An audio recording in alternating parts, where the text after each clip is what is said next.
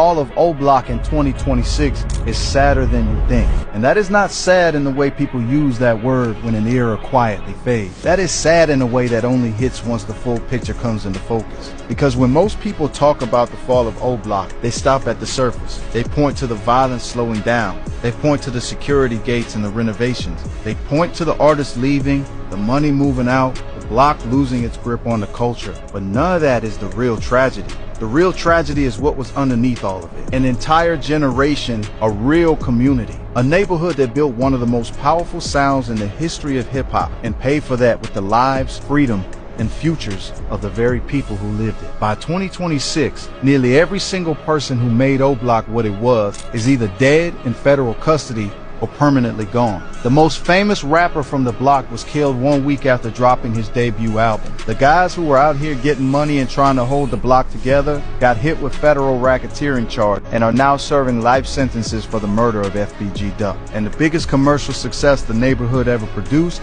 is sitting in a federal detention center facing a murder for hire case. That is what makes this fall different. That is why it hits different. And that is exactly what we are breaking down today. Yo, what's good, fam?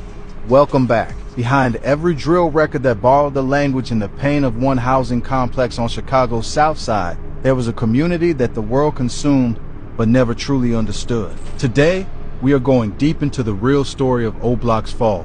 Not just the stats, not just the names, the full picture, what built it, what sustained it, what the world took from it, and what got left behind when the cameras moved on. The truth behind this story is more complex and more heartbreaking than most people realize. So let's get into it. Now, before we get into this, let me keep it real with y'all. The story of O Block does not start with rap music. It starts with a piece of land on the south side of Chicago and a dream that got swallowed whole by history. Parkway Garden Homes, located at 6,330 to 6,546 South Martin Luther King Drive in the Greater Grand Crossing community area on the border of Woodlawn and Washington Park, was built between 1950 and 1955. The architect behind it was a man named Henry K. Holzman, who had spent decades designing affordable housing for black communities in Chicago. But Parkway Gardens was his final and perhaps most significant project. It was designed as a modernist ensemble of low-rise apartment buildings spread across 13 acres. It was the first cooperatively owned black housing development in the United States. Let that sink in for a minute. Not just government-subsidized public housing, but a genuine cooperative, meaning residents had equity, ownership, and a real stake in the future of the community. At the time it was completed, the development was celebrated. Mary McLeod Bethune gave an address at the cornerstone laying ceremony. Governor Adlai Stevenson II was there.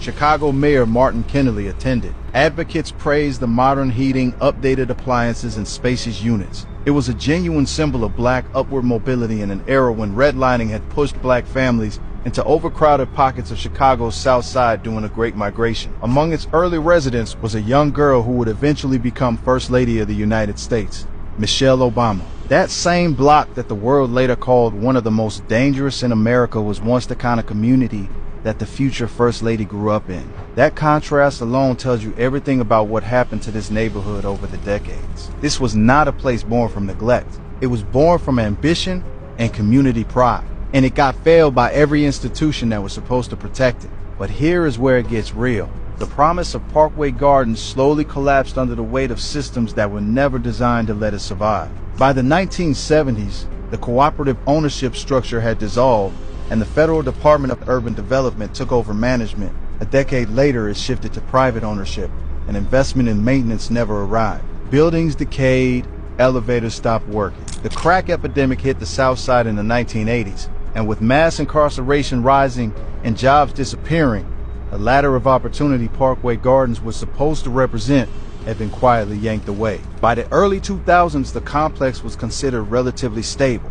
That changed in 2006 when the Chicago Housing Authority demolished the Calumet building, a 16-story red brick project at 6,217 South Calumet Avenue that served as the base of the Black Disciples Gang and reportedly generated drug profits of up to $300,000 per day. When that building came down, the Black Disciples moved into Parkway Gardens, which had been Gangster Disciples territory. That collision between two rival gang factions in the same small complex set the neighborhood on fire in ways that would define the next decade.